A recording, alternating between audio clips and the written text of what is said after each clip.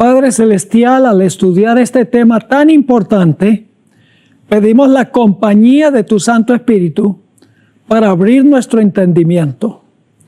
Te pido, Señor, que ayudes a todos los televidentes a ver la importancia de este tema tan importante. Te damos gracias por la promesa de tu presencia y reclamamos esa promesa en el nombre de Jesús. Amén. El título de nuestro estudio de hoy es El engaño del sábado lunar. Ahora, si hay una doctrina de la Biblia que Satanás odia más que cualquier otra, es la doctrina del sábado, porque el sábado apunta hacia el gran rival de Satanás, Cristo Jesús, el Creador.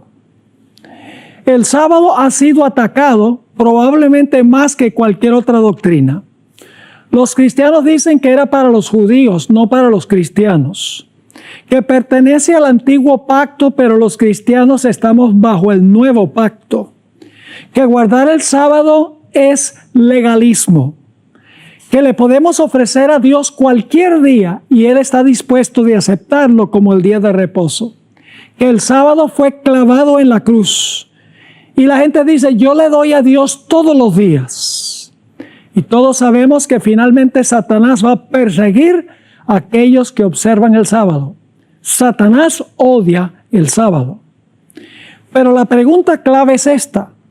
¿Será que también Satanás ha inventado un engaño para que los adventistas guarden el día que no es? Por más de 160 años, la Iglesia Adventista del Séptimo Día ha guardado el mismo día como el sábado del Señor. En efecto, Jaime y Elena White guardaron durante todas sus vidas el mismo sábado que nosotros observamos hoy. A pesar de esto, en años recientes, grupos esporádicos han aparecido enseñando que la Iglesia Adventista desde sus comienzos ha estado guardando el sábado que no es. Y dicen que debemos guardar el sábado de acuerdo a un calendario lunisolar. Los que guardan el sábado lunisolar dicen que el sábado semanal cae el primer día en que aparece la luna nueva. A partir de ese momento, dicen ellos, hay que guardar los siguientes sábados, el 8, el 15, el 22 y el 29 del mes. Ahora, esto representa un problema. Pero primero analicemos el argumento que ellos usan. Arguyen de la siguiente manera. La primera luna nueva visible es el día en que comienza el mes y también el sábado semanal. Es decir, el primer día de la luna nueva es también el primer sábado del mes. En ese caso, los siguientes sábados, lógicamente, caerían al octavo día, al día 15, al día 22 y al día 29, después de la primera luna nueva. El problema con este método es doble. En primer lugar, a veces el cielo está nublado y por lo tanto la luna nueva no está visible a los ojos. Y hay un segundo problema. Y el segundo problema es que entonces el sábado podría caer cualquier día de la semana y no el mismo día cada semana. Ahora, a este sábado se le llama luni, según los que tienen este concepto, porque según ellos, la aparición de la primera luna nueva marca el día en que comienza el ciclo del sábado semanal. Y le dicen solar porque el sol determina la longitud del día, que son más o menos 24 horas. Así que surge la pregunta, ¿será que la Iglesia Adventista del Séptimo Día ha estado guardando el día equivocado durante más de 170 años? ¿Será que Dios no le impartió a Elena G. White esta luz que dicen ellos tener?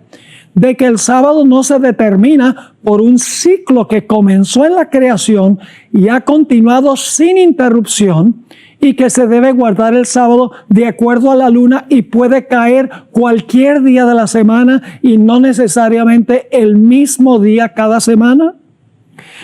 Mis hermanos y hermanas, la hermana Elena G. White claramente delineó el origen de la semana de 7 días.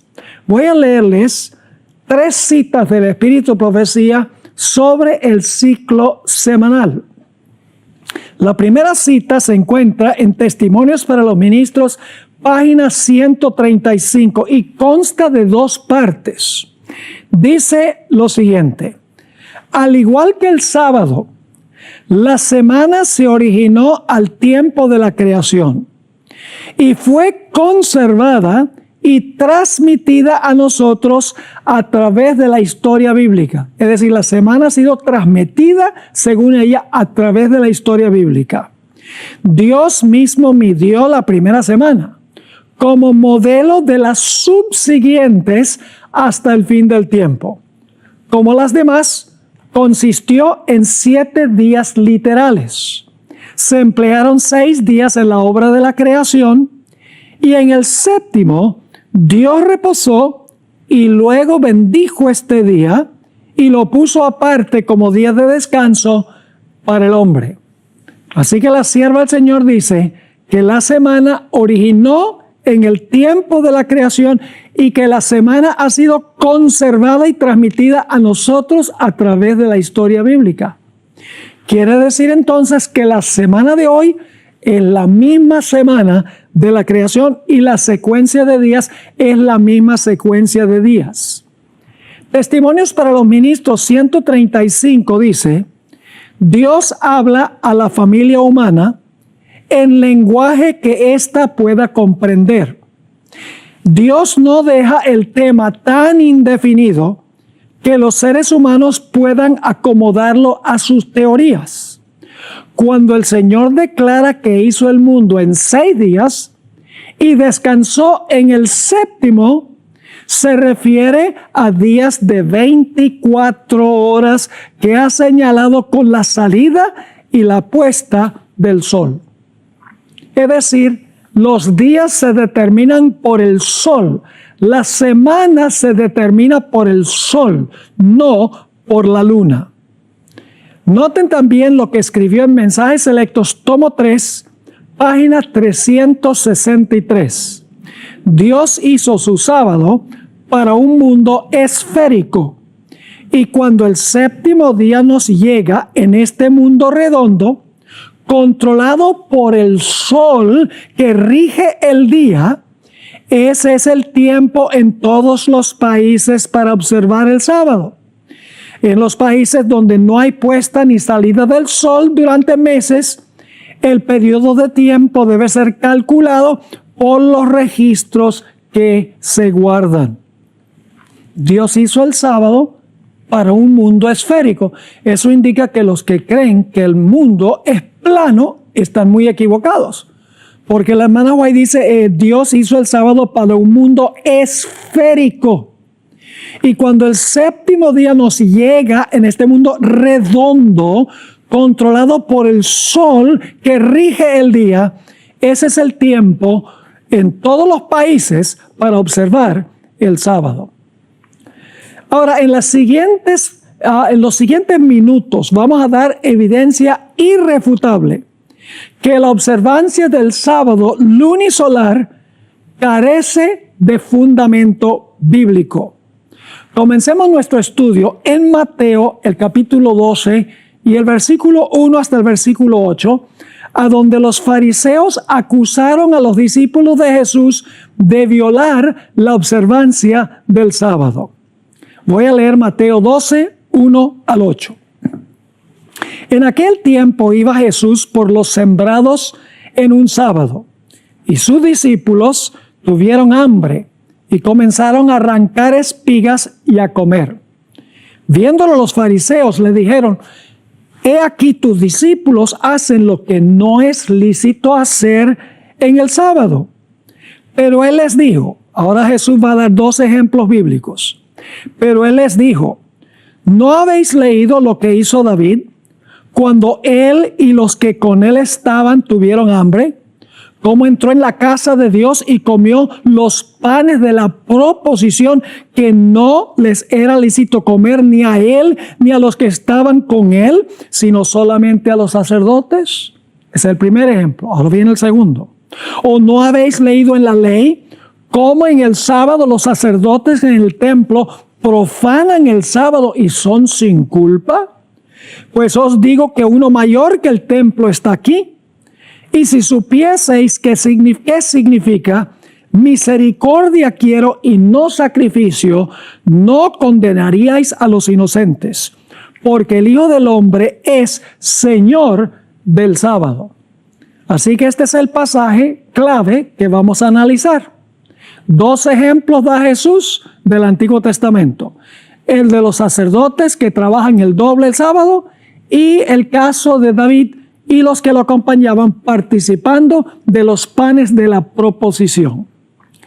Ahora, es importante notar que mientras que las objeciones de los fariseos se basaban en la tradición, porque en ninguna parte dice que no se puede tomar espigas en sábado para satisfacer el hambre, Jesús respondió a la objeción de los fariseos no con la tradición, sino con la palabra escrita. En su respuesta, Jesús defendió la acción de sus discípulos, trayendo a colación dos ejemplos de la palabra escrita del Antiguo Testamento. Y como mencioné antes, primero, David comió los panes de la proposición que no le era lícito hacer. Ahora, según pareciera, este ejemplo que dio Jesús no tenía nada que ver con el sábado. Y Jesús está defendiendo a los discípulos por tomar espigas el sábado. Pero este ejemplo parece no guardar relación con el sábado. El segundo ejemplo sí guarda relación con el sábado, porque el segundo ejemplo es el de los sacerdotes que ofrecen el doble de los sacrificios el sábado que otros días.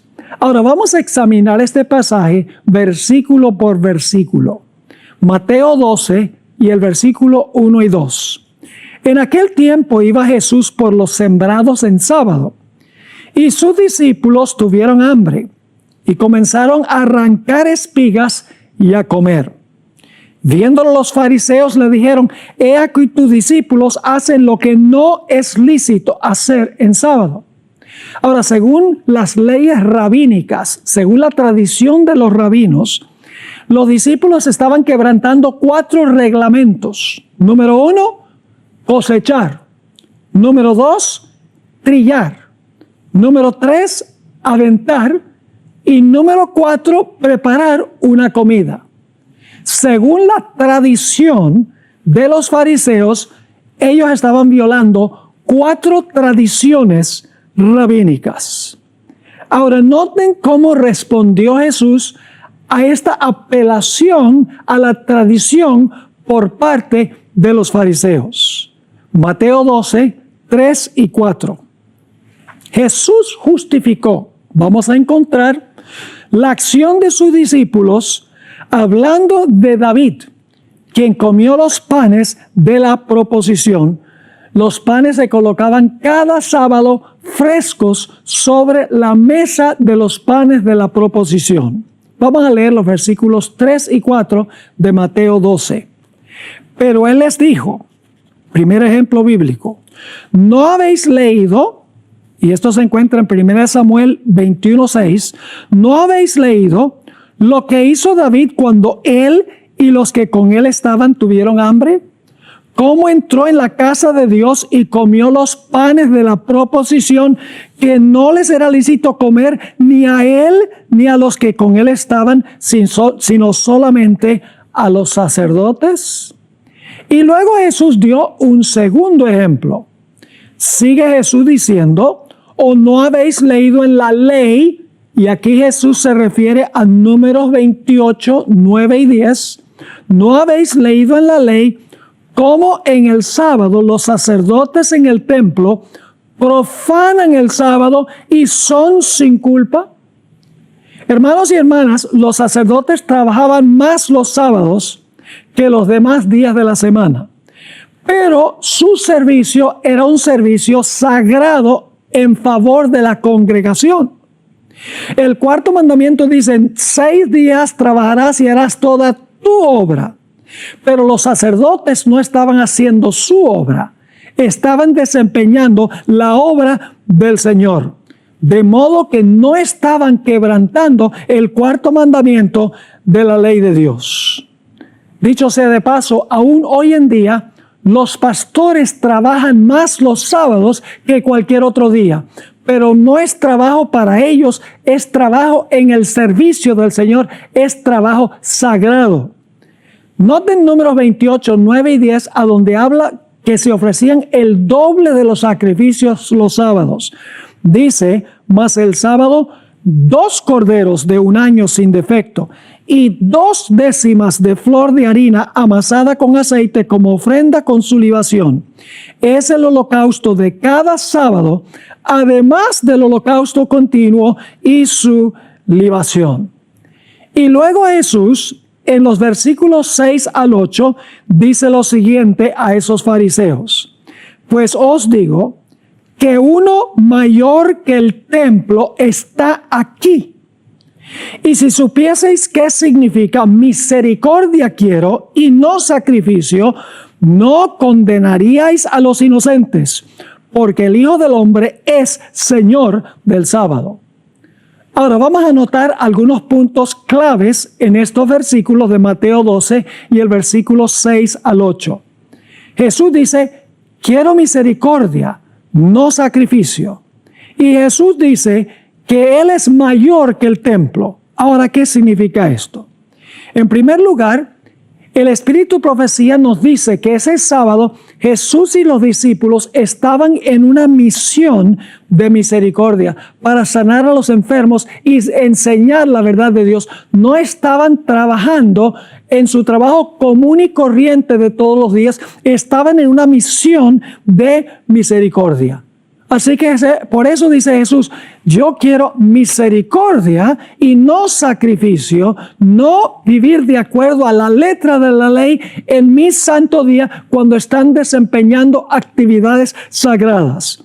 Y en segundo lugar, Jesús dice que yo soy mayor que el templo y por lo tanto yo puedo definir ¿qué es lo que se puede hacer en sábado en el templo? Yo puedo definir cómo es que el sábado se debe observar.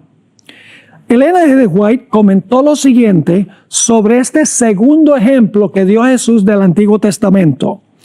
En la Review and Herald, agosto 3, 1897, Elena White escribió lo que ocurría el sábado con el servicio de los sacerdotes. Dice ella: los sacerdotes trabajaban más cuando ofrecían los sacrificios el sábado. No obstante, en su labor santa de servir a Dios, no violaban el cuarto mandamiento del Decálogo.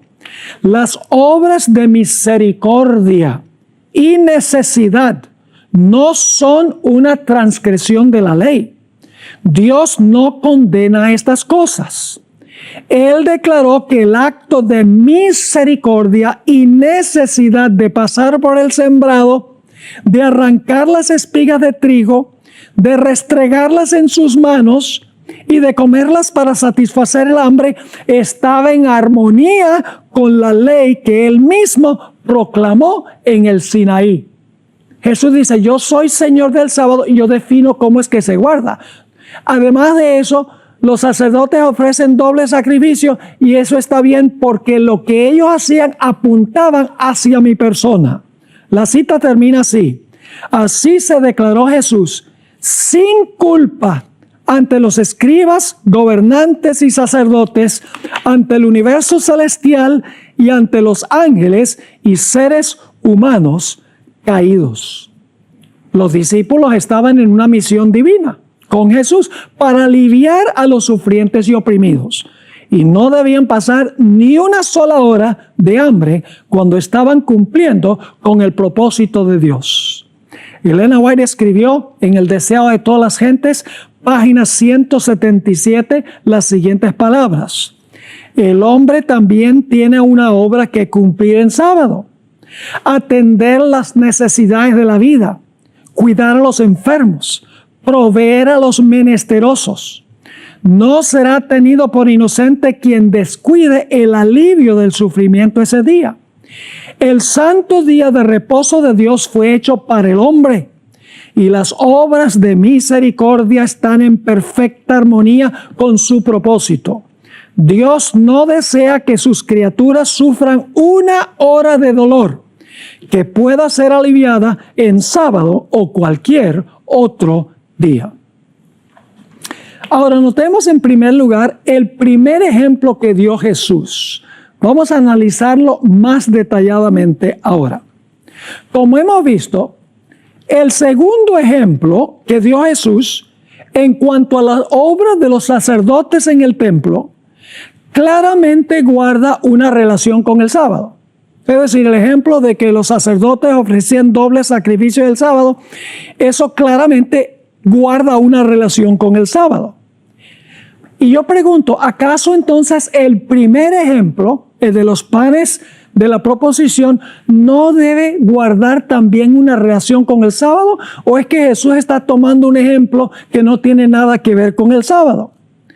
Al examinar cuidadosamente el primer ejemplo, es decir, el ejemplo de los panes sin levadura, nos daremos cuenta que también guarda una relación estrecha con el sábado.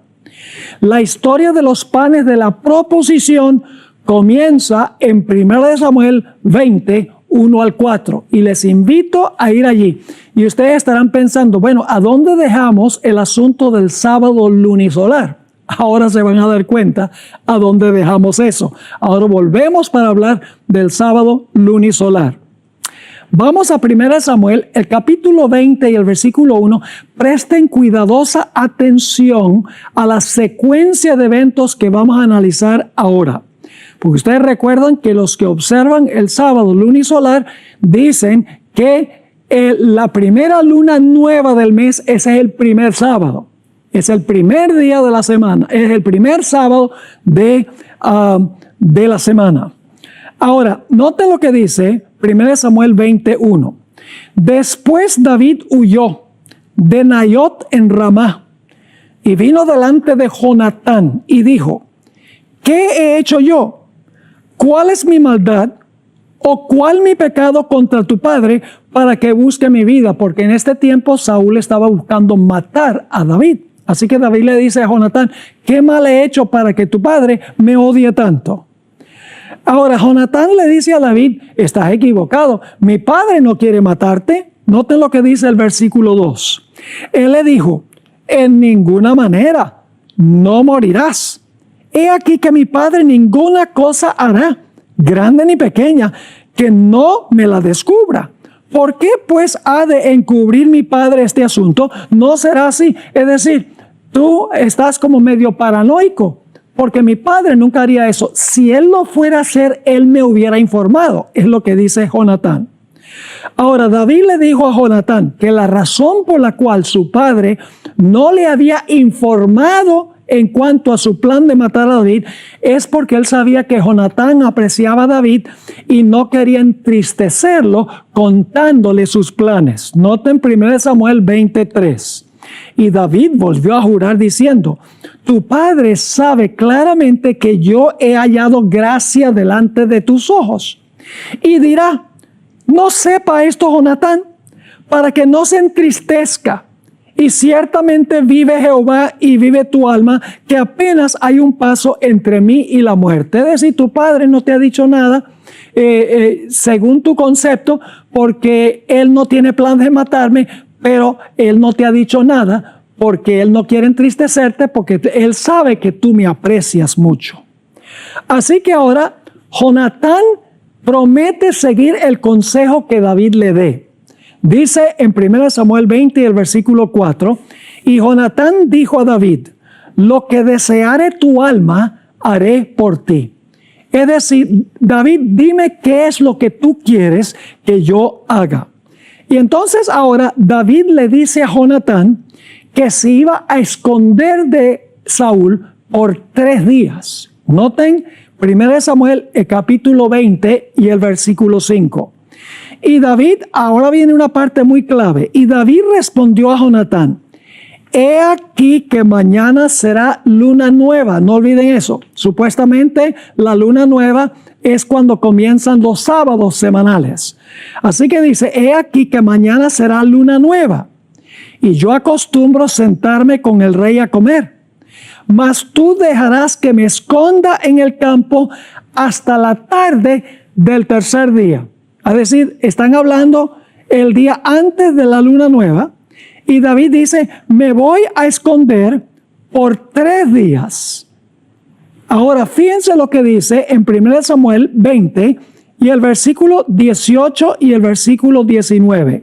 David y Jonatán hicieron un pacto. Y Jonatán prometió proteger a David de la ira de su padre. Dice en 1 Samuel 20, 18 y 19, luego le dijo Jonatán, mañana es luna nueva y tú serás echado de menos, porque tu asiento estará vacío. Es decir, si tú no compareces ante el rey mañana, que es la luna nueva, el rey se va a dar cuenta. Y luego dice en el versículo 19, estarás pues 3 días y luego descenderás y vendrás al lugar donde estabas escondido el día que ocurrió esto mismo y esperarás junto a la piedra de Esel. Así que Jonatán le dice a David, mañana es la luna nueva y tú serás echado de menos porque tu asiento estará vacío. Es decir, si tú no compareces ante el rey, tu asiento está vacío y el rey va a preguntarse por qué no estás allí.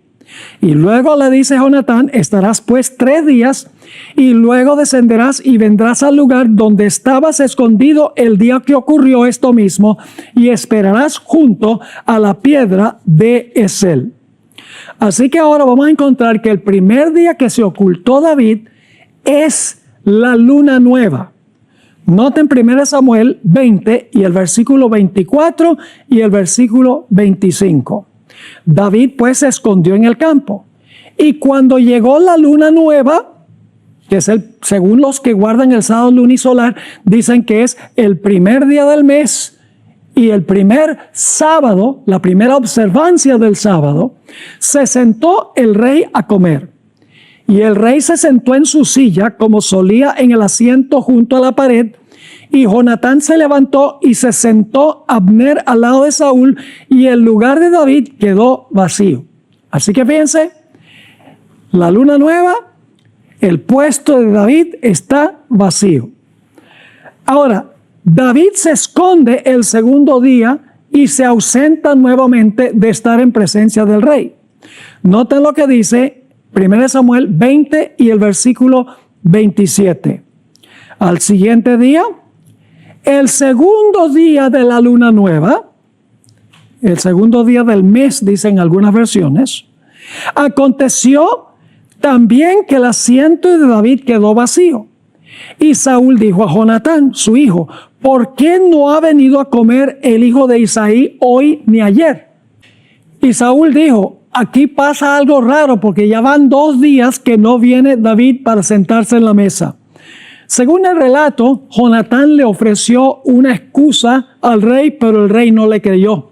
Y por lo tanto tomó su lanza o su jabalina y se la tiró a Jonatán con la intención de clavarlo a la pared. Y dice la Biblia que Jonatán se levantó de la mesa y huyó. Eso lo dice 1 Samuel 20 y el versículo 34. Y se levantó Jonatán de la mesa con exaltada ira y no comió pan el segundo día de la luna nueva, porque tenía dolor a causa de David, porque su padre le había afrentado. Y luego entonces, como habían acordado, Jonatán se encuentra en el lugar establecido con David al tercer día de la luna nueva. Noten lo que dice 1 Samuel 20 y el versículo 35. Al otro día de mañana, es decir, el tercer día de la luna nueva, salió Jonatán al campo al tiempo señalado con David y un muchacho pequeño con él. Y ahí se encontraron David y Jonatán. Y luego al mismo tercer día, Jonatán le informó a David que su padre lo quería matar. Inmediatamente David partió para la ciudad de Nob, que quedaba tan solo a una corta caminata de 2 kilómetros de la ciudad de Jerusalén. La ciudad de Nob se conocía como la ciudad de los sacerdotes, según 1 Samuel 22, 18 y 19. En Nob, David se encontró con Ahimelech y le preguntó si tenía pan. Ahimelech le respondió que solo tenía el pan santo de la proposición, que los sacerdotes habían retirado de la mesa ese mismo día. Y recuerden que es el tercer día de la luna nueva, es decir, la luna nueva fue el primer día, luego el segundo día, y el tercer día es que David se encuentra con Ahimelech en la ciudad de Nob, la ciudad de los sacerdotes. Noten 1 Samuel 21 y el versículo 4. El sacerdote respondió a David y dijo: no tengo pan común a la mano, solamente tengo pan sagrado, pero lo daré si los criados se han guardado a lo menos de mujeres. Ahora, ese es un dato importante. Está diciendo Ahimelech, el sacerdote, está diciendo: yo te voy a dar el pan sagrado si los hombres se han guardado de tener relación con mujeres por 3 días. Ahora, ¿de dónde viene esa idea? Noten lo que dice Éxodo 19, versículo 10, 11 y el versículo 15. Esto es cuando Dios va a revelar la ley en el monte Sinaí. Cuando Dios iba a revelar la ley, los hombres tenían que abstenerse de sus mujeres por lo menos 3 días antes. Dice en Éxodo 19, 10 y 11 y el versículo 15, y Jehová dijo a Moisés: ve al pueblo y santifícalos hoy y mañana, y laven sus vestidos y estén preparados para el día tercero. Porque al tercer día Jehová descenderá a los ojos de todo el pueblo sobre el monte de Sinaí. Versículo 15. Y dijo al pueblo: estad preparados para el tercer día, no toquéis mujer. Quiero leer de la Nueva Versión Internacional, 1 Samuel 21 y los versículos 5 y 6. Lo que responde David al sacerdote Ahimelech. Y David respondió al sacerdote y le dijo: en verdad las mujeres han estado lejos de nosotros ayer y anteayer. Cuando yo salí, ya los vasos de los jóvenes eran santos, refiriéndose al órgano sexual de los hombres, aunque el viaje es profano. Y luego dice lo siguiente: ¿cuánto más no serán santos hoy sus vasos? Ahora dice, sus vasos eran santos ayer y antier, pero ¿cuánto más deben ser santos hoy? ¿Por qué diría eso? Mis queridos amigos y hermanos, porque ese día, el tercer día de la luna nueva, era sábado. Nota lo que sigue diciendo.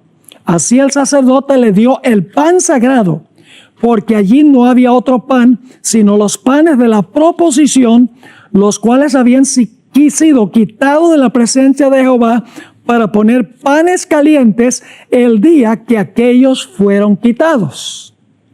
Me gusta la versión nueva en inglés, New Living Translation, la nueva traducción viviente, que dice así: siendo que no había otro alimento disponible, el sacerdote le dio pan sagrado, el pan de la presencia que se lo colocaba ante el Señor en el tabernáculo. Y luego dice, acababan de reemplazarlo ese día con pan fresco. Es decir, el tercer día después de la luna nueva fue que se puso el pan fresco y se quitó el pan viejo para darle a David y a aquellos que lo acompañaban. Ahora, analicemos un poco más esto, porque fíjense, el segundo ejemplo, no hay ningún problema de que tiene que ver con un evento que ocurrió el sábado. Los sacerdotes trabajaban más los sábados que cualquier día. Pero el primer ejemplo habla de los panes de la proposición, pero parece no tener conexión con el sábado, pero sí tiene conexión con el sábado. Vamos a 1 Crónicas 9 y el versículo 32 para ver qué día se cambiaban los panes en la mesa de los panes de la proposición. Dice, y algunos de los hijos de Coat y de sus hermanos tenían a su cargo los panes de la proposición, los cuales ponían por orden cada sábado. Levítico 24 nos describe cómo se preparaban los panes ese día sábado, panes frescos para poner sobre la mesa. Leamos ese pasaje, Levítico 24, 5 al 9. Y tomarás flor de harina y cocerás de ella 12 tortas. Cada torta será de 2 décimas de efa. Y las pondrás en 2 hileras, en 6 en cada hilera, sobre la mesa limpia delante de Jehová. Pondrás también sobre cada hilera incienso puro, y será para el pan como perfume, ofrenda encendida a Jehová. Cada sábado lo pondrá continuamente en orden delante de Jehová, en nombre de los hijos de Israel, como pacto perpetuo. Y será de Aarón y de sus hijos, los cuales lo ponen en el lugar santo, porque es cosa muy santa para él las ofrendas encendidas a Jehová por derecho perpetuo. Así que fíjense, se cocían 12 tortas, se ponían en 2 hileras, 6 en cada hilera en la mesa de los panes de la proposición. Se hacía cada sábado continuamente en el lugar santo del santuario. Elena White explicó esta ceremonia del reemplazo del pan viejo con el pan nuevo. En Patriarcas y Profetas, página 359, ella escribió: en el primer departamento o lugar santo estaba la mesa para el pan de la proposición, el candelero o la lámpara y el altar del incienso. La mesa del pan de la proposición estaba hacia el norte, así como su cornisa decorada estaba revestida de oro puro. Sobre esta mesa los sacerdotes debían poner cada sábado 12 panes, arreglados en 2 pilas y rociados con incienso. Por ser santos, los panes que se quitaban debían ser comidos por los sacerdotes. Ahora fíjense qué interesante. El mismo día en que se ponían los panes frescos y se quitaban los panes que habían puesto la semana anterior, debían ser comidos por los sacerdotes. Ahora, ¿cuáles son las implicaciones de este estudio en lo que respecta a los que dicen que se debe guardar el sábado lunisolar? Aquí está la conclusión. David llegó al pueblo de Nob, como hemos visto, el tercer día del mes. Y ese día era sábado, porque es el día en que se cambiaban los panes. Le tomaron los panes viejos y se los dieron a David y a los que acompañaban a David. Esto destruye la idea de que los sábados del mes comienzan con la luna nueva, porque David llegó a Nob el tercer día y ese día era el sábado. Es decir, el primer día, el día de la luna nueva, no es el sábado, porque el sábado cayó el tercer día desde que David llegó a la ciudad de Nob y había salido de su encuentro con Jonatán. El sábado, así como los otros días de la semana, se determinan por el levantar y el ocultar del sol y no por la luna. Es decir, los días de la semana son solares. Dios creó una semana de 7 días consecutivos y el ciclo semanal nunca se ha interrumpido. Noten lo que dice Patriarcas y Profetas, página 102. Así como el sábado, la semana se originó al tiempo de la creación y fue conservada y transmitida a nosotros a través de la historia bíblica. Dios mismo dio la primera semana como una muestra de las subsiguientes hasta el fin de los tiempos. Como las demás, consistió en 7 días literales. Se emplearon 6 días en la obra de la creación y en el séptimo Dios reposó y luego bendijo ese día y lo puso aparte como un día de descanso para el hombre. Es decir, el ciclo semanal de 7 días, Dios trabajó el primero, el segundo, el tercero, el cuarto, el quinto, el sexto, reposó el séptimo, instituyó el sábado. Ese ciclo semanal nunca se ha interrumpido a través de toda la historia. El sábado de hoy es el mismo sábado que existió en la creación. Así que la teoría del sábado lunisolar no tiene ningún fundamento bíblico, ni tampoco tiene un fundamento en la historia. Dios hizo la observancia del sábado algo sencillo y algo fácil. Cuando llega el séptimo día, ese es el sábado. No tenemos que estar diciendo, bueno, cuando caiga la luna nueva, no importa en qué día caiga la luna nueva, ese es el primer día del mes, es el primer sábado del mes. Eso no es sencillo, es complicado, porque algunos meses tienen 31 días, algunos meses tienen 30 días. Febrero puede tener 28, 29 días. Es decir, estaríamos guardando el sábado diferentes días de la semana, cada semana. ¿Cómo sería eso para la gente que tiene que ir a trabajar? Bueno, si el sábado cae un martes esta semana, bueno, tengo que pedirle al patrón que me dé el martes libre. Si llegase a caer un jueves, tengo que decirle al patrón, oiga, tiene que darme el jueves porque ese es mi sábado. Dios no complicó las cosas, hermanos y hermanas. Dios hizo las cosas sencillas y fáciles de guardar.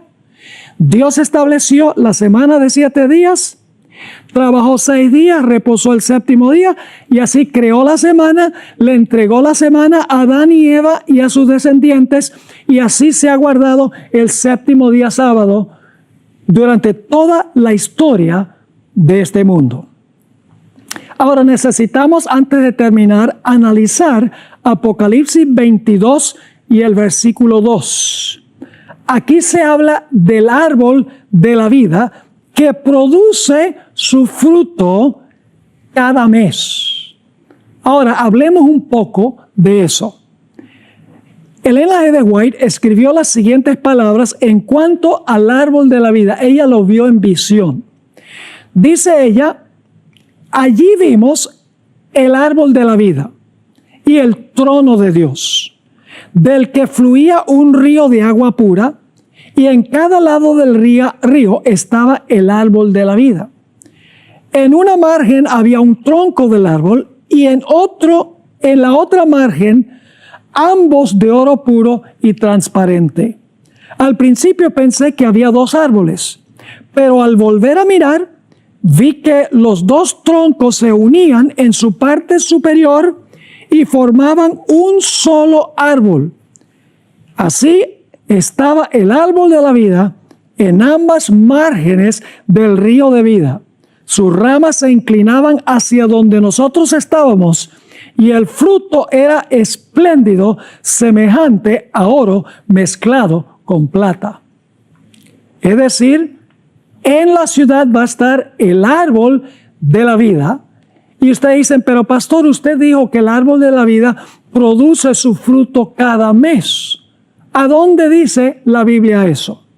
Apocalipsis 22 y el versículo 2 dice, en medio de la calle de la ciudad y a uno y otro lado del río estaba el árbol de la vida, que produce 12 frutos, dando cada mes su fruto, y las hojas del árbol eran para la sanidad de las naciones.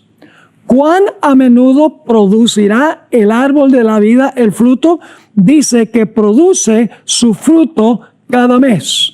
Ahora alguno dirá, pero Pastor Bor, allí no dice que vamos a comer el fruto cada mes. Dice que produce su fruto cada mes. Pero Dios dio una promesa en Apocalipsis 2 y el versículo 7 de que los redimidos iban a comer del fruto. Dice allí en Apocalipsis 2:7, el que tiene oído, oiga lo que el Espíritu dice a las iglesias. Al que venciere, yo le daré a comer del árbol de la vida, el cual está en medio del paraíso de Dios. Ahora tenemos que conectar con esto también Isaías 66 y el versículo 22 y el versículo 23.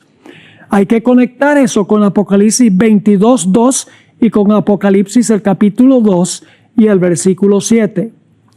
Mis queridos hermanos y amigos, nosotros vamos a ir a adorar a la presencia de Dios semanalmente y mensualmente. Y usted dice, pastor, ¿cómo sabe? Sabemos que vamos a ir semanalmente, pero mensualmente también. Noten Isaías 66, el versículo 22 y el versículo 23. Porque como los cielos nuevos y la nueva tierra que yo hago permanecerán delante de mí, dice Jehová, así permanecerá vuestra descendencia y vuestro nombre. Así que claramente esto está hablando de cuando Dios haga cielos nuevos y tierra nueva. Esto al final de la historia, al final del milenio. Porque como los cielos nuevos y la nueva tierra que yo hago permanecerán delante de mí, dice Jehová, así permanecerá vuestra descendencia y vuestro nombre. Y ahora escuchen lo que dice. Y de mes en mes, y de sábado en sábado, vendrán todos a adorar delante de mí, dijo Jehová. ¿Qué va a pasar cuando Dios haga cielos nuevos y tierra nueva? Dice que los redimidos van a ir de mes en mes y de sábado en sábado para adorar delante de Jehová. ¿Por qué van a ir de sábado en sábado? Porque el sábado es la señal de creación, la señal de redención y la señal de la futura restauración. Es decir, el sábado es la señal de Dios semanal que van a guardar los redimidos cuando Dios haga cielos nuevos y tierra nueva. Ahora, ¿por qué vamos a ir mensualmente? Ya vimos que en medio de la ciudad está el árbol de la vida y que el árbol de la vida produce su fruto cada mes. Y Apocalipsis el capítulo 2 y el versículo 7 dice que los redimidos van a comer del árbol de la vida. Es decir, vamos a ir semanalmente para guardar el sábado y vamos a ir mensualmente para adorar a Dios y para comer del árbol de la vida. Ahora es interesante notar que muchas versiones de la Biblia, particularmente en inglés, no dicen de mes en mes, sino que dicen de luna nueva a luna nueva. Muchas versiones en inglés dicen from new moon to new moon, es decir, de luna nueva a luna nueva. Y entonces esto lo usan los que guardan el sábado lunar para decir, vamos a guardar las lunas nuevas en los cielos nuevos y la tierra nueva. Y entonces arguyen que vamos a estar celebrando el sábado conforme a las fiestas judías del Antiguo Testamento. El problema de esto es que la interpretación que ellos dan no es admisible. El hecho es que la palabra mes en hebreo, la palabra Kodesh, aparece 284 veces en el Antiguo Testamento. De las 284 veces que aparece en la versión King James en inglés, porque estamos hablando de las versiones en inglés que generalmente traducen de luna nueva en luna nueva, en la versión King James aparece 284 veces la palabra traducida mes. Solo 9 veces en la versión King James se traduce luna nueva. Es decir, 275 veces la versión King James traduce la palabra Kodesh mes y solo 9 veces traduce luna nueva. En los tiempos bíblicos, la luna nueva marcaba el primer día del mes y por lo tanto los redimidos irán a adorar delante de Dios el primer día de cada mes. Aquí quiero notar con ustedes las traducciones de algunas versiones en inglés, porque no todas traducen de luna nueva a luna nueva, que en realidad confunde las cosas, porque los que creen que el sábado está relacionado con la luna nueva usan Isaías 66, el versículo 22 y 23 para defender el sábado tal llamado lunisolar. En primer lugar, leo de la Complete Jewish Bible, la Biblia judía completa, lee así: cada mes en Rosh Hodesh, es decir, la luna nueva, y cada semana en Shabbat, todos los vivientes vendrán para adorar en mi presencia, dice Adonai. La versión inglesa contemporánea, Contemporary English Version, traduce así: en el primer día del mes y en cada sábado, todos me adorarán. Yo, el Señor, he hablado. La traducción The Message, el mensaje, traduce mes tras mes y semana tras semana, todos vendrán para adorarme, dice Dios. Es decir, la adoración es semanal y mensual.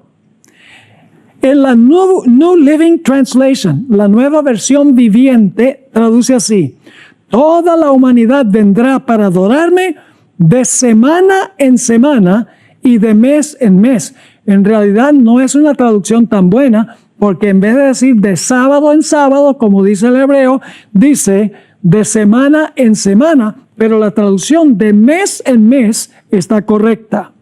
Y luego viene la traducción literal de Young. Dice así: y habrá sido que de mes a mes y de sábado a sábado vendrá toda carne a inclinarse ante mí, dijo Jehová.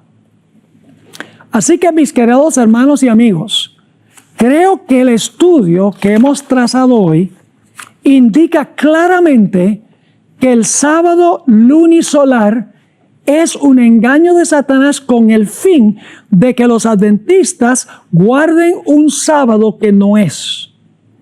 Así que el problema en contra del sábado no solo viene de fuera de la iglesia, sino que viene desde algunos que están dentro de la iglesia, que dicen que el sábado puede caer cualquier día de la semana y que el sábado se marca con la luna nueva, es el primer sábado, y luego entonces, después de eso, el 8, el 15, el 22 y el 29 son los siguientes sábados. Es un engaño de Satanás para que la gente guarde el sábado que no es. Claramente, en el ejemplo que dio Jesús de los panes de la proposición, vemos que el sábado no cae el día de la luna nueva. Ese no es el primer sábado del mes. Claramente, la historia de David y los panes de la proposición indican que los panes de la proposición se cambiaron el tercer día después de la luna nueva, cuando llegó David a la ciudad de Nob. Así que el tercer día era sábado, no el primer día, conforme a el concepto que tienen los que guardan el sábado lunisolar. Dios no hizo complicadas las cosas. Dios hizo todo de una forma sencilla para que pudiéramos observar el sábado conforme al mandamiento. Y quiero terminar leyendo nuevamente un par de citas del Espíritu de Profecía que leí al comenzar este estudio. Esto es Testimonios para los Ministros, página 135. Dios habla a la familia humana en lenguaje que ésta pueda comprender. Dios no complica las cosas. Mira cuando viene la primera luna nueva, ese es el primer sábado, y luego tienes que estar observando el siguiente mes, observando los cielos. No, Dios estableció sencillamente el ciclo semanal. Cada día 24 horas, marcado por el levantar y el ocultar del sol. Dios habla a la familia humana en lenguaje que ésta puede comprender. Él no deja el tema tan indefinido que los seres humanos puedan acomodarlo a sus teorías. Cuando el Señor declara que hizo el mundo en 6 días y descansó en el 7º, se refiere a días de 24 horas que ha señalado con la salida y la puesta del sol. Y luego viene esa cita que también demuestra que los que creen que la tierra es plana están equivocados. O tienen que decir que no creemos en el espíritu de profecía, pero no hay ninguna manera de reinterpretar lo que dice el espíritu de profecía. En Mensajes Selectos, tomo 3, página 363, dice así: Dios hizo su sábado para un mundo esférico. Y cuando el 7º día nos llega en este mundo redondo, controlado por el sol que rige el día, ese es el tiempo en todos los países para observar el sábado. En los países donde no hay puesta ni salida del sol, durante meses, el periodo de tiempo debe ser calculado por los registros que se guardan. Ojalá, mis hermanos y hermanas, que el estudio de hoy haya sido de beneficio espiritual. Es un tanto intelectual este estudio. Es más bien una enseñanza que un sermón. Vayan a los textos, vayan a las citas del Espíritu de Profecía, los versículos de la Biblia, estúdienlos de nuevo y verán que el sábado del Señor que guardamos nosotros hoy es el mismo sábado de la creación. Es el mismo sábado que ha sido observado desde el comienzo. Es el mismo sábado que se va a observar en el cielo nuevo y en la tierra nueva. No se dejen engañar. Sigan guardando el sábado que Dios estableció desde un comienzo.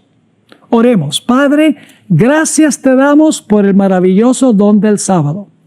Gracias porque un día a la semana podemos retirarnos de todo lo nuestro para dedicarte el día completo a ti. Te ruego, Señor, que si alguien está guardando el sábado de acuerdo a un calendario lunisolar, que tú les abras los ojos y que puedan guardar el santo sábado del Señor. Te damos gracias por habernos acompañado. Pedimos tu... Hermanas, qué bueno que hicieron acto de presencia. Esta es una hora difícil porque después del almuerzo hay la tendencia de cabecear, ¿verdad que sí? Es lo que en Venezuela llaman la hora del burro. Y no es porque la gente sea burro, ¿no? Sino que allá en Venezuela hay un lugar que se llama Coro y hay muchos burros salvajes.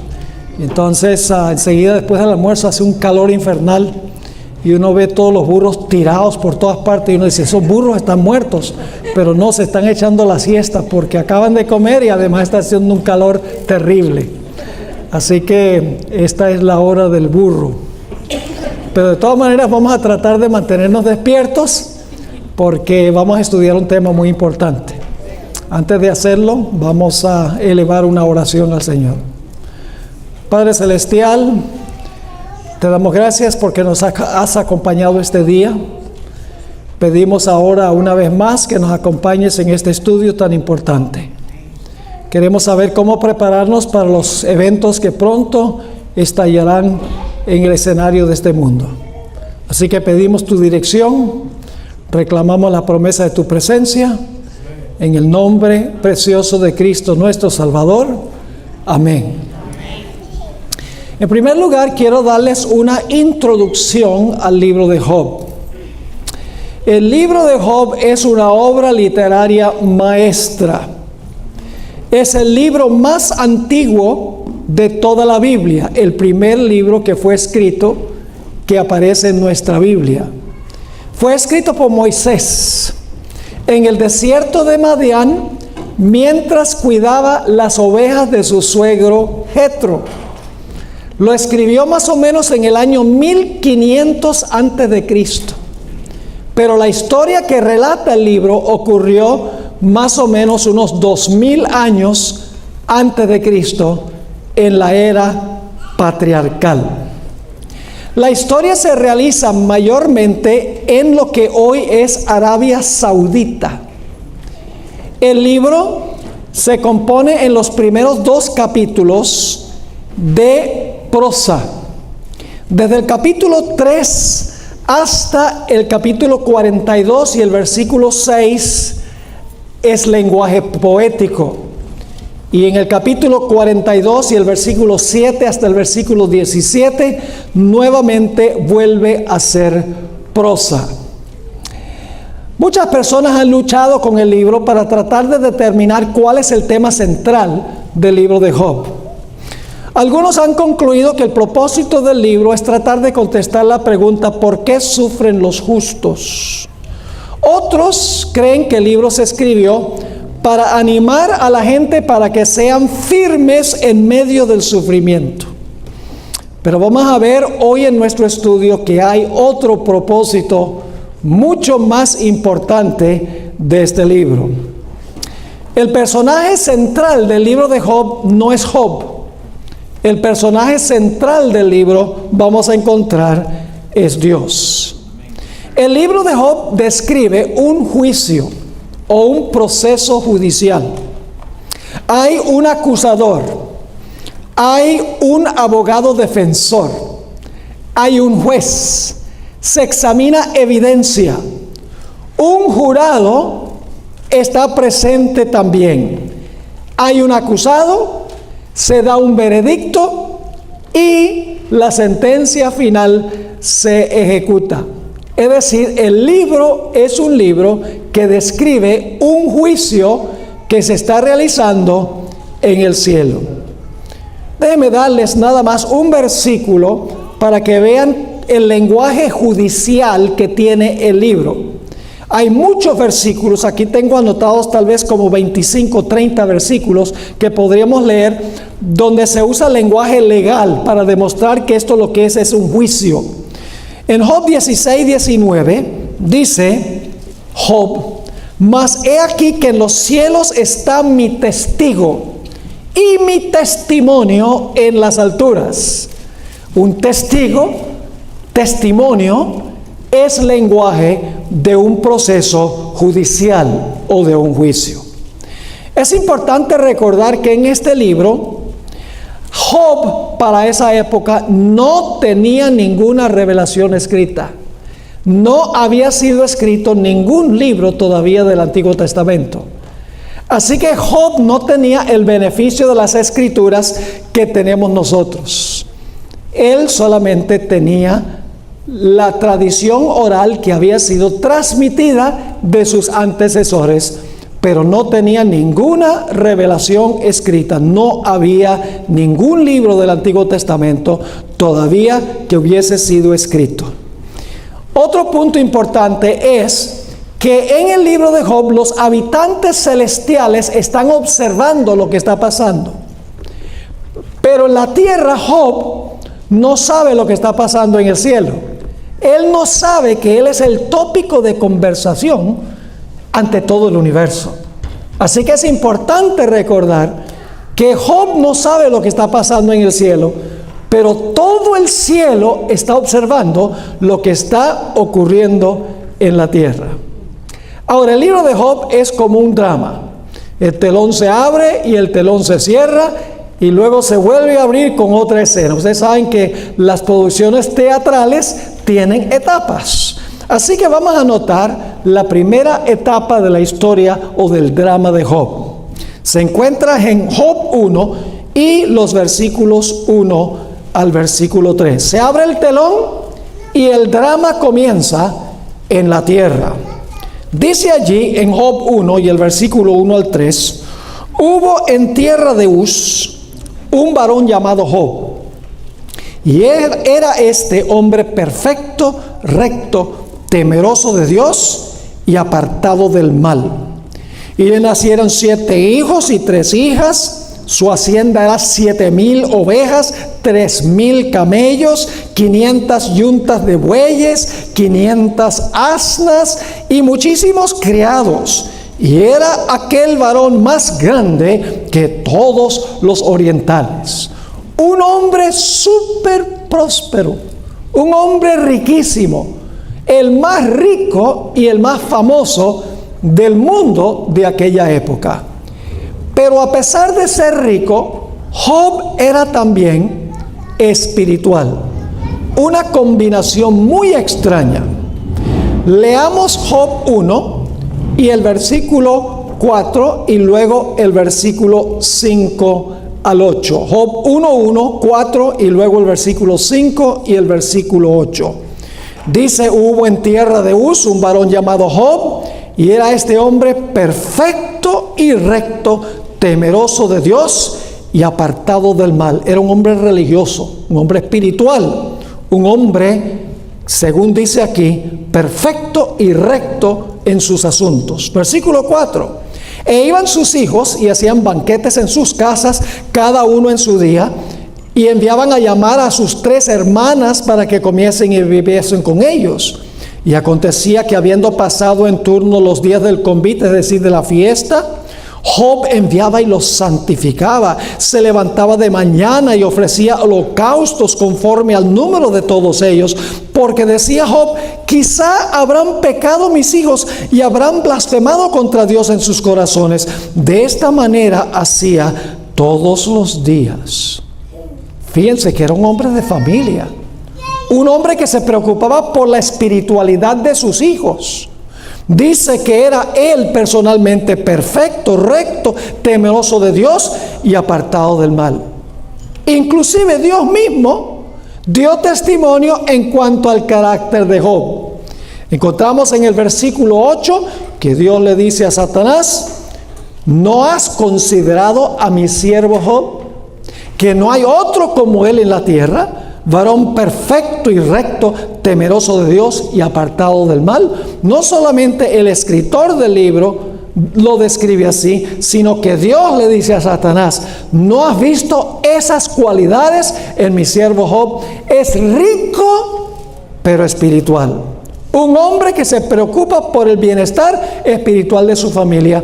Y además de eso, un hombre que usaba sus recursos para beneficiar a los necesitados.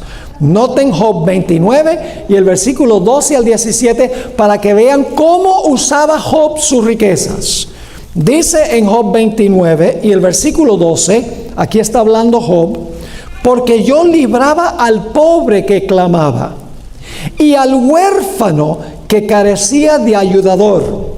La bendición del que se iba a perder venía sobre mí, y al corazón de la viuda yo daba alegría. Me vestía de justicia y ella me cubría. Como manto y diadema era mi rectitud.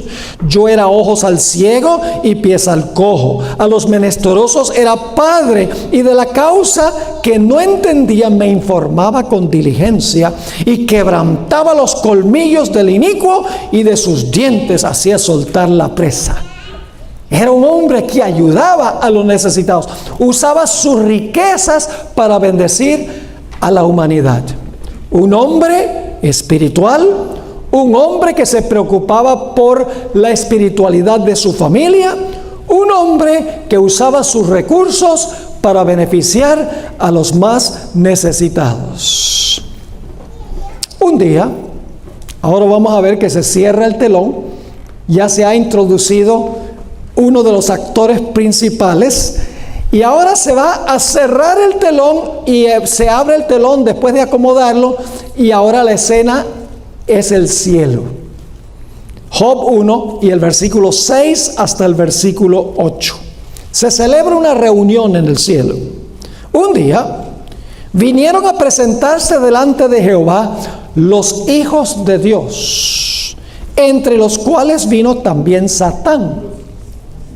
Ahora, los hijos de Dios son los representantes de los mundos que nunca pecaron. Cada mundo del universo, cada mundo habitado, tiene un representante colocado allí por Dios, que pertenece al gran concilio celestial. Y todos estaban reunidos allí para una reunión de negocios. Así que dice, un día vinieron a presentarse delante de Jehová los hijos de Dios, entre los cuales vino también Satanás. Y Jehová dijo a Satanás, recuerden que todo el concilio celestial está escuchando esto. Jehová dijo a Satanás, ¿de dónde vienes? Respondiendo Satanás a Jehová dijo, de rodear la tierra y de andar por ella. Y ahora Dios, tal vez con un toquecito de orgullo sano, se va a jactar de su siervo, a Satanás, ante los testigos del jurado celestial. Y Jehová dijo a Satanás, ¿no has considerado a mi siervo Job? Vive en tu territorio y siervo mío, lo que está diciendo Dios. ¿No has considerado a mi siervo Job? Que no hay otro como él en la tierra, varón perfecto y recto, temeroso de Dios y apartado del mal. Y todo el jurado celestial, todos los representantes están escuchando a Dios jactarse de la fidelidad de su siervo. Pero Satanás le tiene una respuesta. En los versículos 9 al 11 dice, respondiendo Satanás a Jehová dijo, ¿acaso teme Job a Dios de balde? Es decir, ¿tú crees que Job te sirve nada más porque quiere servirte, porque te ama? Ni lo creas. Es porque tú le has dado los panes y los peces. Es porque tú lo has prosperado. Es porque tú lo proteges y no permites que lo toque. Sigamos leyendo. Dice, ¿acaso teme Job a Dios de balde? ¿No le has cercado tú alrededor a él y a su casa y todo lo que tiene? ¿Acaso no estás protegiendo todo lo que él tiene? Al trabajo de sus manos has dado bendición, por tanto sus bienes han aumentado sobre la tierra. Pero extiende ahora tu mano y toca todo lo que tiene, y verás si no blasfema contra ti en tu misma presencia. Y el jurado celestial, los representantes del universo están diciendo, ve qué interesante, de verdad que Dios ha rodeado a Job de toda bendición, lo protege, no permite que el maligno lo toque. ¿Será que Job sirve a Dios por interés, por los panes y los peces? Ahora, Dios podría haberle dicho a los representantes, no le crean, ese es un mentiroso. Pero hubieran permanecido dudas en las mentes de los seres celestiales.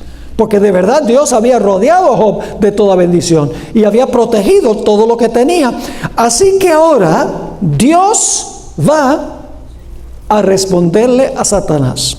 Satanás le dice a Dios, tú has comprado la lealtad de Job porque derramas sobre él bendiciones. Job te sirve nada más por interés. Noten lo que dice en el versículo 12. Dios le dice a Satanás lo siguiente.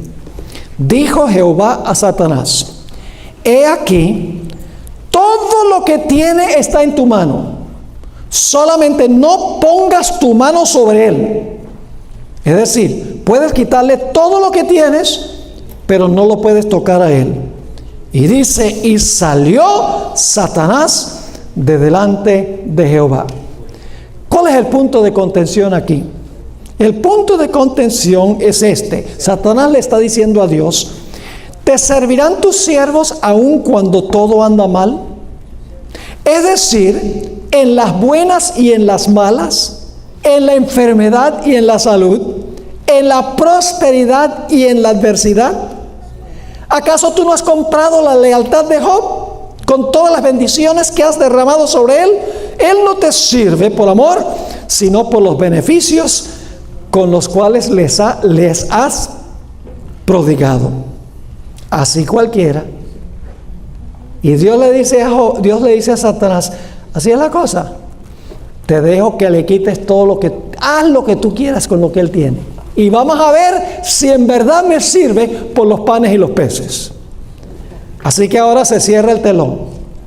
Se acomoda el escenario. Se vuelve a abrir el telón. Y estamos ahora en la tierra. Resulta que ahora vienen los sabeos, le roban los bueyes y las asnas a Job y matan a sus siervos. Luego fuego cae del cielo y consume las ovejas y los siervos que cuidan a las ovejas. Los caldeos le roban todos sus camellos y matan a sus siervos. Un viento recio tumba la casa a donde sus hijos están celebrando una fiesta y mata a todos. Estas cosas no ocurrieron en cuestión de días, cuestión de meses, no. Porque dice que un siervo vino y dio un informe de lo que sucedió y dice, mientras ese estaba hablando, vino el otro a decir. Y mientras ese estaba hablando, vino el otro a dar su informe. Sucedió esto en cuestión de unos pocos minutos. Job perdió todo. Perdió bueyes, perdió asnas, perdió ovejas, perdió camellos, perdió siervos, perdió hijos. Quedó en bancarrota. Y todo el cielo está observando para ver cómo va a reaccionar Job. ¿Será que Job va a blasfemar a Dios? ¿Será que Job sirve a Dios por los panes y por los peces? ¿O será que Job sirve a Dios sin interés alguno? Y aunque le vengan males, todavía va a ser fiel a Dios. Vamos a ver qué va a pasar, dicen los seres celestiales. En Job 1, 20 al 22, tenemos la respuesta de Job. Entonces Job se levantó y rasgó su manto y rasuró su cabeza, señal de abatimiento, y se postró en tierra y adoró. Y dijo: desnudo salí del vientre de mi madre, y desnudo volveré allá. Jehová dio y Jehová quitó. No tenía razón cuando dijo que Jehová quitó. Lo que pasa es que él no sabía lo que estaba pasando. Recuerden que no tenía Biblia.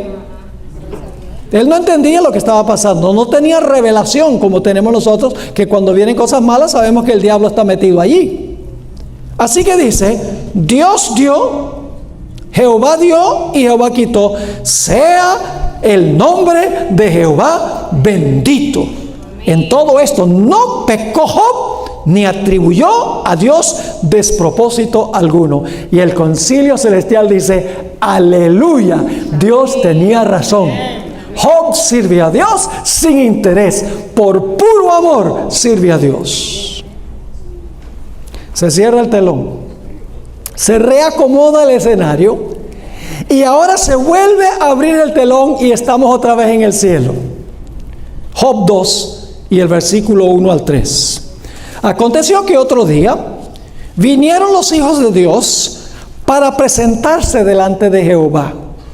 Y Satanás vino también entre ellos, presentándose delante de Jehová.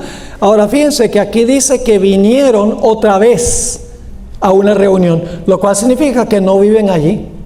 Satanás vino de un planeta, del planeta Tierra, que le había robado a Adán. Así que los otros hijos de Dios también, que se fueron y que regresaron, tienen que haber venido también ¿de qué? De otros planetas.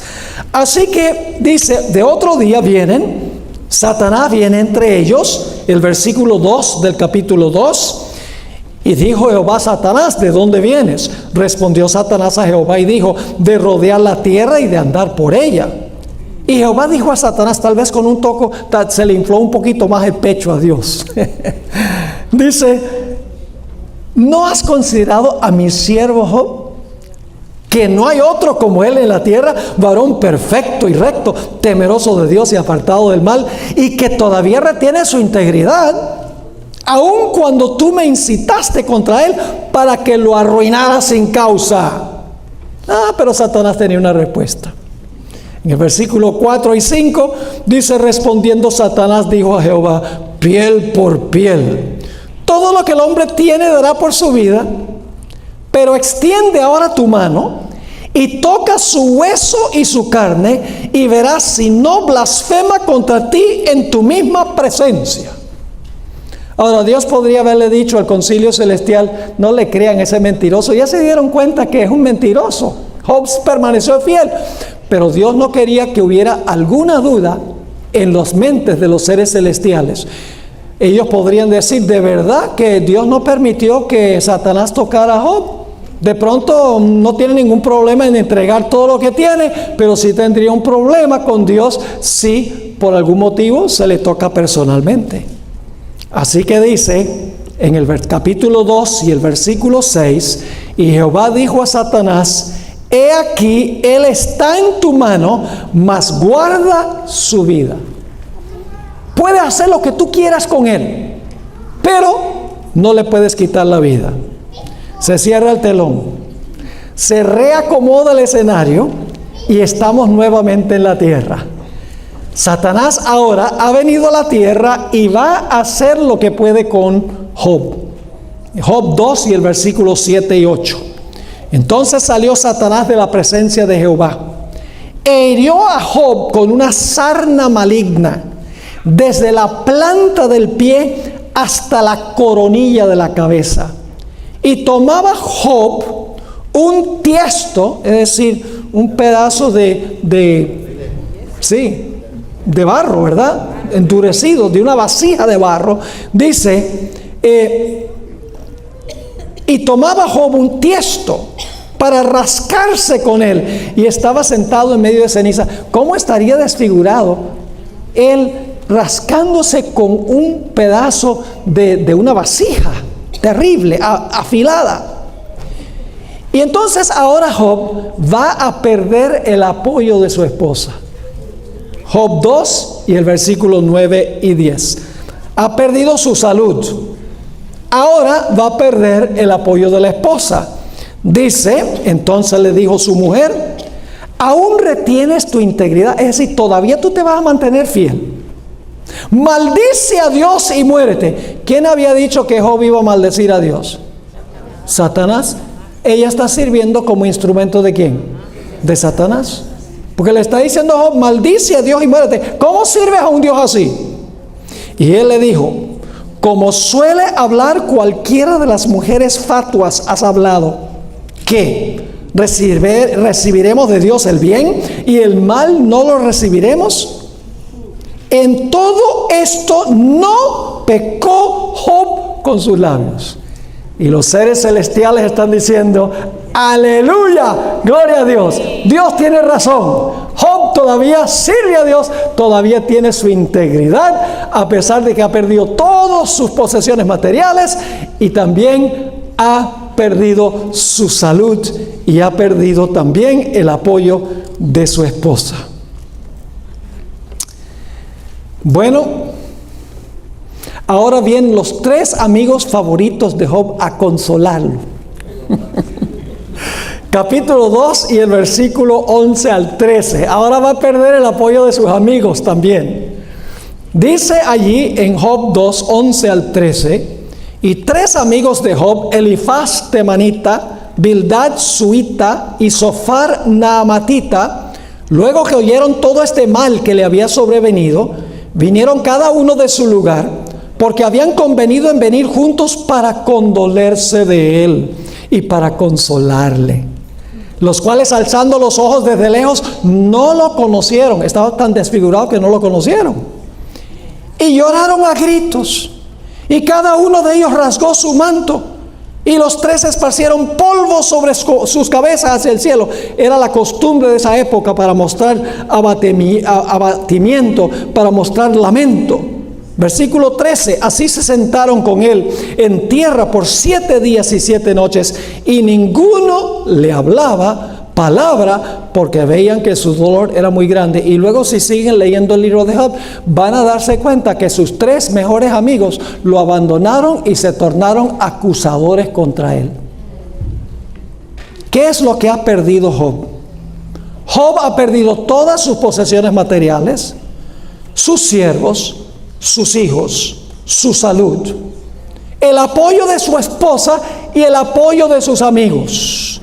Ha perdido todo menos la vida. ¿Recuerdan la historia de la viuda esta mañana? ¿Cuánto tenía la viuda? Nada tenía la viuda. Y sin embargo, ¿seguía qué? Seguía viniendo al juez para que le hiciera justicia. Ahora, hay algo en el libro de Job que ha dejado a los eruditos perplejos. Y es que todos los protagonistas, todos los actores del libro, todos los actores principales reaparecen al final del libro. Pero Satanás, el que causó todos los males, parece desaparecer del libro. Parece no estar al final del libro, el que causó todos los males. Entonces muchos eruditos dicen, ¿para qué ni siquiera leer ese libro? Es una injusticia.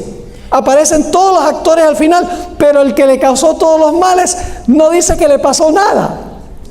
Pero vamos a encontrar que sí aparece Satanás al final del libro, pero aparece con otro nombre.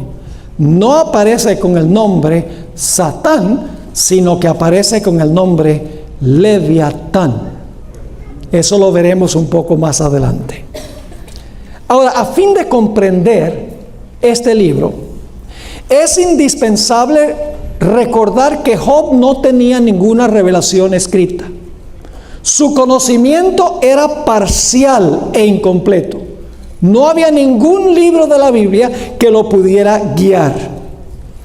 En realidad, Job llegó a pensar que inclusive Dios, su mejor amigo, lo había desamparado. Y él no podía entender por qué. Él dijo, bueno, mis posesiones materiales no hay problema con perderlo. Siervos, hijos, mi salud, el apoyo de mi esposa, el apoyo de mis amigos, yo puedo tolerar eso, pero lo que yo no entiendo es por qué se me ha volcado en contra mi mejor amigo, que es Dios. Así que ahora Job se siente tentado a tirar la toalla.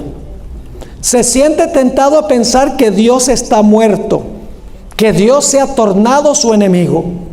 Y ahora, desde el capítulo 3 hasta el capítulo 38, Job va a dialogar con Dios y le va a pedir a Dios que le explique por qué le está pasando todo esto. Y recuerde que él no tenía revelación escrita. Él no tenía Biblia como tenemos nosotros. Nosotros tenemos explicaciones que él no tenía en esa época. Esto está pasando 2000 años antes de Cristo. Así que ahora Job va a decirle a Dios, ¿por qué te me has tornado enemigo? ¿Por qué te me has volcado en contra? Vamos a leer algunos versículos sobre el sentir de Job. Vamos a Job 16 y el versículo 11 al 14. Estoy escogiendo solo algunos versículos para que ustedes entiendan cómo Job ahora está hablándole a Dios, pidiéndole a Dios que le explique lo que está pasando y rogándole a Dios que si él pudiera ir allá a su tribunal, Dios escucharía su caso y lo absolvería.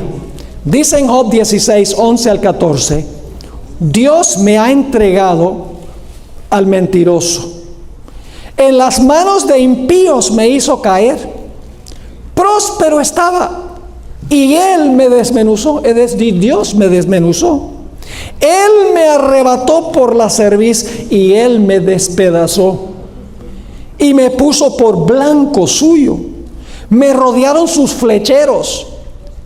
Él partió mis riñones, él no perdonó mi hiel, él derramó por tierra, él me quebrantó de quebranto en quebranto, él corrió contra mí como un gigante. Dice, yo no entiendo por qué Dios se está comportando de esta manera conmigo si yo amo a Dios. En Job 16, el versículo 16 y 17 y el versículo 20, dice que Job derramó lágrimas amargas pidiéndole una explicación a Dios. Dice allí en el versículo 16, mi rostro está inflamado con el lloro y mis párpados entenebrecidos, a pesar de no haber iniquidad en mis manos y de haber sido mi oración pura. Disputadores son mis amigos, es decir, los tres amigos, mas ante Dios derramaré mis lágrimas. Así que está llorando a Dios y le está diciendo, ¿por qué está pasando esto? Sus ojos están inflamados de lloro, a pesar de que no tenía iniquidad y su oración era pura. No podía entender por qué, siendo inocente, Dios aparentemente se le había volcado en contra. Noten Job 19, versículos 6 y 7. Job 19, 6 y 7. Dice Job, sabed ahora que Dios me ha derribado y se me ha envuelto en su red. He aquí yo clamaré agravio y no seré oído. Daré voces y no habrá juicio. Está clamando a Dios y la respuesta de Dios es una demora. La respuesta de Dios es un silencio sepulcral. Noten Job 19 y el versículo 9 al 11. Dice Job, me ha despojado de mi gloria. Dios ha hecho esto según él, y quitado la corona de mi cabeza. Me arruinó por todos lados y perezco. Y ha hecho pasar mi esperanza como árbol arrancado. Hizo arder contra mí su furor y me contó para sí entre sus enemigos. ¿Por qué, Dios, te me has tornado enemigo? Si yo te amo, no lo entiendo. Por favor, dame una explicación. Dios no responde inmediatamente. Hay una larga demora. Dios responde con silencio. Noten Job 23 y el versículo 3 al 9. Job 23, y solo vamos a leer estos versículos 3 al 9. Dice: ¿quién me diera el saber dónde hallar a Dios? Ojalá yo pudiera saber dónde está Dios. Yo iría hasta su silla, expondría mi causa delante de él, es decir, yo usaría mis argumentos en el tribunal. Él llenaría mi boca de argumentos. Yo sabría lo que él me respondiese y entendería lo que me dijera. ¿Contendería conmigo grandeza de fuerza? No. Antes él me atendería, dice, Dios me escucharía. Allí el justo razonaría con él y yo escaparía para siempre de mi juez. He aquí, yo iré al oriente y no lo hallaré, y al occidente y no lo percibiré. Si muestra su poder al norte, yo no lo veré. Al sur se esconderá y no lo veré. Es decir, no encuentro a Dios. No sé lo que me está pasando. Está bien, perdí todos mis bienes materiales, mi salud, el apoyo de mi esposa, mis amigos. No tengo problemas con eso. Pero ¿por qué mi mejor amigo, a quien yo amo, se ha volcado en mi contra? Noten Job 30 y el versículo 20 y 21. Job 30, 20 y 21. Dice Job: clamo a ti y no me oyes. Me presento y no me atiendes. Te has vuelto cruel para mí. Con el poder de tu mano me persigues. Está diciendo esto de Dios. Sencillamente está haciendo una declaración a base de no tener conocimiento de lo que está pasando. Él no sabe lo que está pasando en el cielo. Si hubiera sabido, hubiera sido mucho más fácil. Nosotros sí sabemos lo que va a pasar al final de la historia y sabemos quién lo va a causar, y será más fácil permanecer fieles a Dios, porque sabremos que es el enemigo el que está causando todo. Noten Job 30 y el versículo 9 al 13. Job 30 y el versículo 9 al 13. Dice Job en cuanto a Dios: y ahora yo soy objeto de su burla y les sirvo de refrán. Las naciones que lo rodean están diciendo esto. Me abominan, se alejan de mí. Aún de mi rostro no detuvieron su saliva. Antes las naciones lo admiraban porque era rico y famoso. Ahora se han volcado en su contra. Es objeto de burla, les sirve de refrán. Dice: me abominan, se alejan de mí. Aún de mi rostro no detuvieron su saliva. Le escupieron, en otras palabras.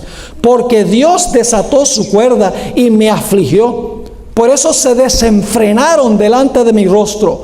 Mi senda desbarataron. Se aprovecharon de mi quebrantamiento. Y contra ellos no hubo ayudador. Noten Job 31 y el versículo 5 y 6. Uno o dos textos más. Job 31 y el versículo 5 y 6.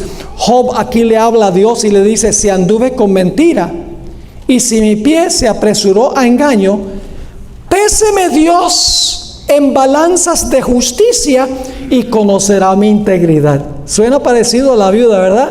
Que Dios me pese en la balanza del juicio y verá que yo soy íntegro en mi fidelidad. Un texto más, Job 31 y el versículo 35. Job dice: ¿quién me diera, quién me oyese?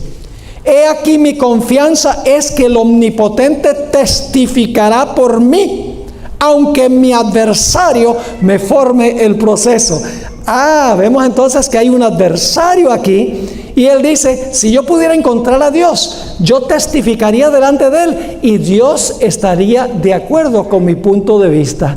Pero clama a Dios y Dios responde con una larga demora, responde con silencio. Ahora, Job en esta crisis tuvo momentos de gran fe. Nunca entregó su fe, nunca perdió su fe. Hubo momentos cuando se sentía desalentado y desanimado, pero nunca perdió la fe. Vamos a leer algunos versículos donde él expresa su confianza en Dios a pesar de que no parece que Dios está allí. Job 13 y el versículo 15. Dice, he aquí, aunque él me matare, en él esperaré. Fíjense qué interesante, dice, aunque Dios me matara, yo todavía confiaría en él. Sigue diciendo, no obstante, defenderé delante de él mis caminos. Noten nuevamente la escena de juicio. Voy a defender mis caminos delante de Dios. Noten Job 14 y los versículos 14 y 15. Job 14 y el versículo 14 y el 15. Son versículos que se leen a veces en los funerales. Si el hombre muriere, volverá a vivir. Todos los días de mi edad, dice Job, todos los días de mi edad esperaré hasta que venga mi liberación. Entonces llamarás y yo te responderé. Tendrás afecto a la hechura de sus manos. Si llego a morir, está diciendo aquí, tú tendrás afecto para con la hechura de tus manos, es decir, para conmigo, dice Job. Noten Job 19, 25 al 27, los momentos de fe de Job en medio de la crisis, en medio del desaliento, del ánimo, de la confusión, que no entiende lo que está pasando, no pierde nunca la fe. Dice en Job 19, 25, yo sé que mi Redentor vive y al fin se levantará sobre el polvo. Y después de deshecha esta mi piel, es decir, después que vaya al sepulcro y se descomponga, en mi carne he de ver a Dios, al cual veré por mí mismo, y mis ojos lo verán, y no otro, aunque mi corazón desfallece dentro de mí. Yo sé que mi Redentor vive, y algún día voy a ver a ese Redentor, después de deshecha mi piel, porque está diciendo, voy a resucitar. Amén. Noten Job 23 y el versículo 8 al 12, nuevamente